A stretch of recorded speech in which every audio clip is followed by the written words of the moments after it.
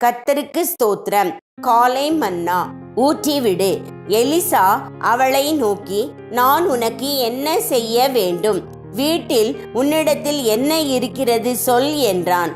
அதற்கு அவள், ஒரு குடம் எண்ணெய் அல்லாமல் உமது அடியாளுடைய வீட்டில் வேறொன்றும் இல்லை என்றாள். 2 ராஜாக்கள் 4:2. இந்த விதவை ஆழ்ந்த துயரத்திலும் கடனிலும் இருந்தாள்.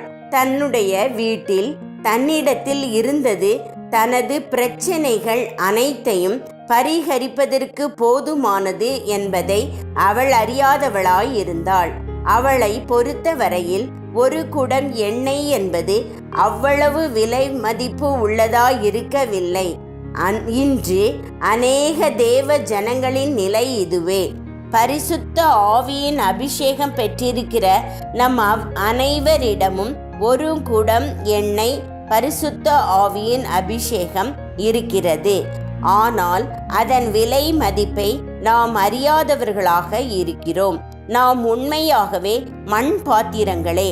ஆனால் எல்லாவற்றையும் கடந்து நிற்கும் ஒரு வல்லமையை 2 கொரிந்தியர் 4:7 ஒரு பொக்கிஷத்தை கர்த்தர் நமக்குள்ளே வைத்திருக்கிறார்.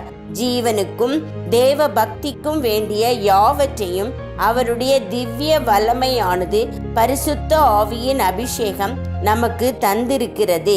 2 பேதுரு 1:3. தேவ மனிதன் அந்த விதவைக்கு அளித்த பரிகாரமே இன்று நமது வாழ்க்கை பிரச்சனைகளுக்கும் ஏற்ற பரிகாரமாயிருக்கிறது. அது ஊற்றிவிடு என்பதே.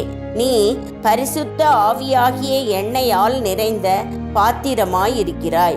பரிசுத்த ஆவியின் பலத்தால் எல்லாவித நற்கிரியைகளிலும் சேவையிலும் உன்னை நீயே ஊற்றிவிடுவாயாகில் உன்னை சுற்றியுள்ள எல்லா வெறுமையான பாத்திரங்களும், அதாவது வாழ்க்கைகளும் நிரம்பி அவை திருப்தி அடைவதை நீ காண்பாய். அத்துடன் உன்னுடைய எல்லா தேவைகளும் கூட சந்திக்கப்படும். தேவ பிள்ளையே, உன்னிலுள்ள ஊற்று தண்ணீரை இறைத்து உன்னை சுற்றிலும் உள்ள தேவையுள்ளவர்களுக்கு பகிர்ந்து அளிப்பாயாக. செலவு பண்ணவும் செலவு பண்ணப்படவும் நீ ஆயத்தமாயிரு.